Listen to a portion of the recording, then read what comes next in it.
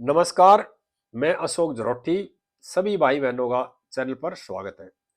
दोस्तों, न्याय को फंसाने के चक्कर में केजरीवाल खुद चक्करों में फंस गए हैं। सभी भाइयों से प्रार्थना है, आज का वीडियो बहुत ही ज्ञानवर्धक है, बहुत ही रोचक वीडियो है। वीडियो को आखिर तक देखें और देखने के बाद ज्यादा से ज्यादा भाइयों को इस वीडियो को शेयर करें। जिस भाई ने चैनल सब्सक्राइब नहीं कर रखा, कृपया भाई मेरे चैनल को सब्सक्राइब भी कर लेना।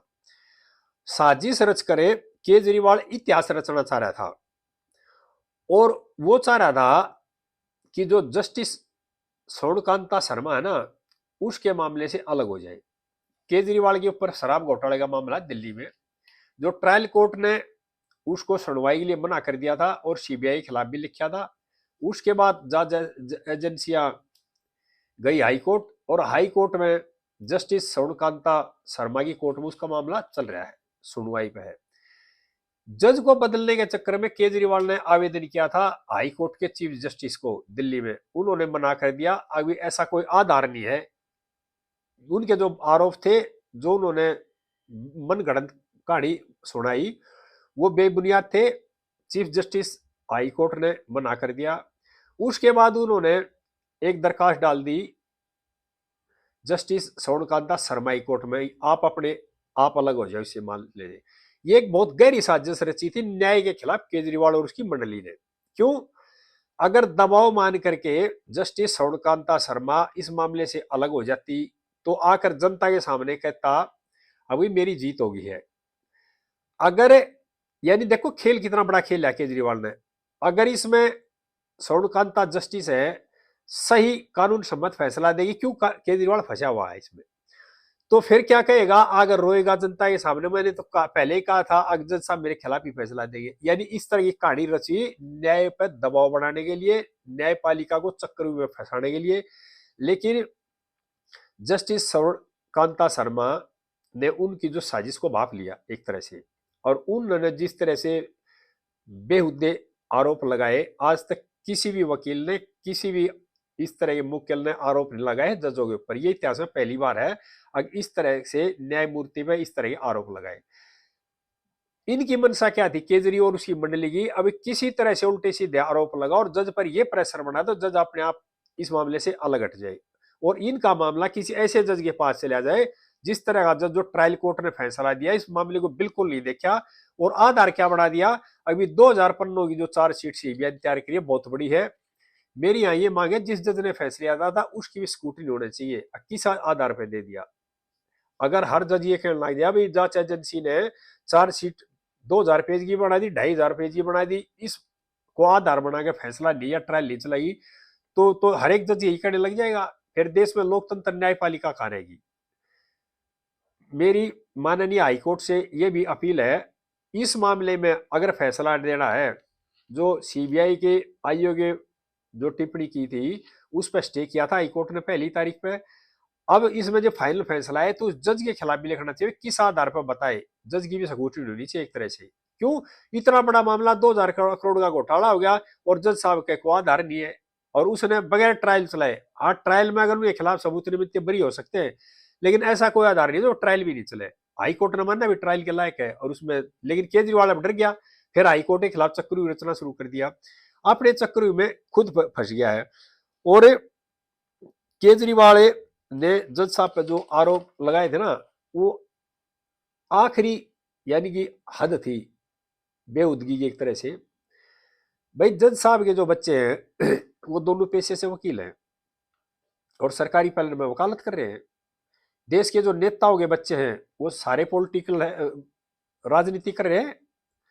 देश के जो डॉक्टर है वो अपने बच्चों को डॉक्टरी पेशे की तरफ ले जाते हैं और जो मास्टर है वो अध्यापन की तरफ ले जाते हैं और जो पुलिस फोर्स में है वो अपने पुलिस फोर्स की तरफ, और जो व्यापारी है वर्ग जो व्यापारी की तरफ ले जाते हैं अपने बच्चों को। लेकिन ये कौन सा मामला था? ये क्या आधार था? अभी मुझे न्याय नहीं मिलेगा, जज साहब के जो बच्चे हो सरकारी पैनल में, ये कोई आधार नहीं था और इस आधार को बनाकर दबाव बनाने चाह रहे थे। खाली क्या थी? ये एक ड्रामा था आगे जनता को गुमराह करने के लिए। और इसमें जो आरोप लगाए थे ना, जस्टिस स्वर्णकांता ने ऐसी फजीयत की है केजरीवाल की, एक एक का बहुत गहन तरीके से जवाब दिया है। और मैं यहाँ सवाल करता हूँ केजरीवाल से, केजरीवाल ने मुख्यमंत्री बनते उनकी घरवाली IRS थी, क्यों रिजाइन करा था? नौकरी करती और नौकरी करके सरकारी काम करती, देखते अब ईमानदारी सरकारी काम में कैसे करते हैं। या मैं देशवासियों को एक बात अपनी उम्र के तजुर्बे के हिसाब से बता रहा हूँ, इन्होंने जो हमारे को बेवकूफ बनाया, और मैंने भी पहली बार इसकी वोट दी थी, ऐसे झांसे में भी आ गया था, और ये भी सोचा था भी देश को बदलेंगे, ईमानदार आदमी है, लेकिन जब इसके देखा ना तो ये तो ईमानदारी से कोसों दूर पाया आदमी तो। और हर बात पर झूठ बोलना, हर बात पर साजिश। हम तक थे क्या, बहुत बड़े बड़े लोग थे जो जुड़े थे, सारे छोटे छोटे चले गए, कुछ उन्होंने पैसे भी दिए थे, भगा भी दिए कुछ। महिला सांसदों घर बला के पिटा, दिल्ली चीफ सेक्रेटरी के साथ जो व्यवहार किया था वो देख लिया। अब जो चंडा का मामला चल रहा है वो देख लिया। यानी जो भी जुड़े इससे, प्रशांत भूषण को क्या देखो, योगेंद्र यादव को देख लो, आशुतोष को देख लो, विश्वास को देख लो, किसी को देख लो उठा करके, जिस तरह से एक तरह से निकाल निकाल के भगाए, सिर्फ वो मंडली बच रही है जो कि चमचागिरी करती है, और जो एक तरह से इसके साथ भ्रष्टाचार गलत कामों में जो जुड़े हुए हैं, जो कि इस शराब घोटाले में भी कई लोग शामिल हैं। केजरीवाल ये चाहता था अभी जज भी मैं ही बनू, घोटाला भी मैं करूं, उसका फैसला है मैं दूं, जनता मेरी वाहवाही करे। लेकिन देश लोकतंत्र है, देश का संविधान है, देश की न्यायपालिका देश के संविधान के तहत, देश के कानून के तहत काम करती है। अब तक कल न और भी कोई आगे कह देगा नहीं भाई इस जज से मुझे विश्वास नहीं है, ये कोई आधार नहीं था। हाईकोर्ट ने मना कर दिया था, जो जस्टिस स्वर्णकांता ने है उन्होंने मना कर दिया। और दोस्तों जस्टिस स्वर्णकांता है ना, उन्होंने ऐसी मिसाइल काम कर दिया, ऐसा इतिहास रच दिया, आगे कोई लोग इस तरह के आरोप लगाने की हिम्मत नहीं करेगा। और उन्होंने ये फैसला देकर मील का पत्थर साबित कर दिया है। नहीं तो अगर इस केस से जस्टिस स्वर्णकांता अपने आप को अलग कर लेती, हटा लेती, तो ये देश की बर्बादी की लकीर खिंच जाती। क्यों? हर इस तरह का बेईमान आदमी, हर इस तरह का चोर आदमी जाता, जज पर उंगली उठाता, आरोप लगाता और अपने केस को दूसरे कोर्ट में बदलवा लेता। और इस तरह के न्यायाधीश भी बहुत है जो भ्रष्टाचार में विश्वास रखते हैं। सभी जज ईमानदार नहीं, ईमानदार बेदाग छवि के जज गिने चुने हैं। और उन लोगों से इस तरह के जो चोर किस्म के लोग होते हैं ना, वे डरते हैं। और मैं यहां देशवासियों को बताना चाह रहा हूं, जब मान लो इसको किसी चीज का डर ही नहीं था, न्यायपालिका भरोसा था, तो इस कोर्ट में फैसले को देखता, उसके बाद दूसरी कोर्ट में जाता, सीनियर में सुप्रीम कोर्ट में जाता। कोर्ट तो खाली यही थोड़ी थी पहली कोर्ट, और भी तो बहुत कोर्ट है ऊपर है।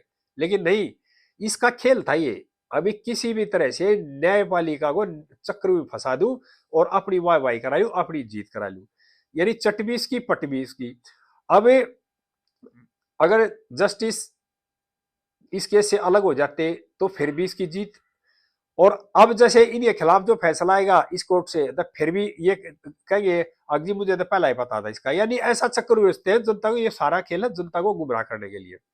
देश की तमाम लोगों से मेरी प्रार्थना है, इस तरह के जो ढोंगी आदमी है ना, इनके चक्कर में आने की जरूरत नहीं है, और इनके खिलाफ आवाज उठाने की जरूरत है, ऐसे लोगों के खिलाफ।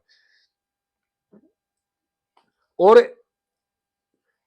जब से ये फैसला है ना, उससे पहले से ही इन्होंने सोशल मीडिया पे जो ये टीम है, उन्होंने इस तरह का प्रेशर बनाना शुरू कर दिया था, और इस तरह कमेंट करने शुरू कर दिए थे, जिससे कि जज के ऊपर मानसिक दबाव बनाया जा सके।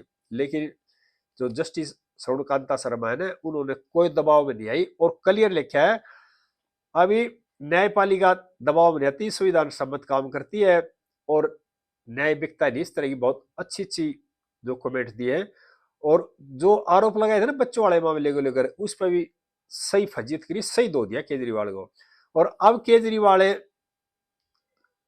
को डर क्या लग रहा है, क्यों एक तरफ दरवाजा देख रहा है, जेल का दरवाजा खुल गया। अब अगर फैसला आ गया और आएगा, अगर ट्रायल होगी इस केस में, अगर इस केस में ट्रायल हुई तो सजा भी एक तरह से पक्की है। मैं ये नहीं कह रहा, हो सकता बरी भी हो जाए, लेकिन देश की जनता को न्याय तो मिलेगा। लेकिन ये कौन सा था जो ट्रायल कोर्ट ने एक सुनवाई पे ये कह दिया अभी इन्वेस्टिगेशन ठीक नहीं करा कि आईओ के खिलाफ एक्शन लो, और 2000 पेज की जो चार्जशीट बना रखी है जानबूझ के बना रखी है। इस तरह के जो घोटाले होते हैं ना, फ्रॉड होते हैं, उसमें 2000 नहीं, 3-3, 4-4, 5-5 हजार की भी चार्जशीट होती है। लेकिन क्या था, ये सारा खेल था केजरीवाल को बचाने का, मैं यहां बता रहा हूं। और केजरीवाल की एक का सोच है मैं जो हूं ठीक हूं बाकी सब गलत है। इसका मतलब नहीं यानी कि ने गवर्नर पे आरोप लगाए, प्रधानमंत्री पर आरोप लगाए, कोई नेता नहीं छोड़ा जी पर आरोप लगाए, अब न्यायपालिका पे भी आरोप लगाने शुरू कर दिए। यानी कि मैं तो ठीक हूं और बाकी सारे गलत हैं। आप सरकारी नौकरी नहीं करेगा, मुख्यमंत्री बनते पत्नी से भी रिजाइन करा करके उसको ही मुख्यमंत्री की दौड़ में शामिल कर देगा। कहेगा मैं गाड़ी नहीं लूंगा, सिक्योरिटी नहीं लूंगा, कई करोड़ के शीश महल बनवाएगा, तोड़े कई घरों उसमें रहेगा। यानी इसको यानी टॉयलेट करने के लिए भी 8-8-10 लाख की सीट चाहिए। जनता के टैक्स के पीछे वो अपनी सुख सुविधा में इस्तेमाल करेगा और सरकारी अधिकारियों को झूठे केसों बंद करा करके अपनी वाहवाही लूटने का काम करेगा। जैसे दिल्ली में मुख्यमंत्री बना था, 52 के बोर्ड लगा दिए थे पूरी दिल्ली में, और यही की नीति थी अगर अधिकारियों को बंद कराओ और अपनी वाहवाही लूटो लूटो और उसके बाद राजनीति चमकाओ, अपनी प्रधानमंत्री पद तक जाओ। आगे इस तरह की बातें फिर शेयर करते रहेंगे। जय हिंद देशवासियों।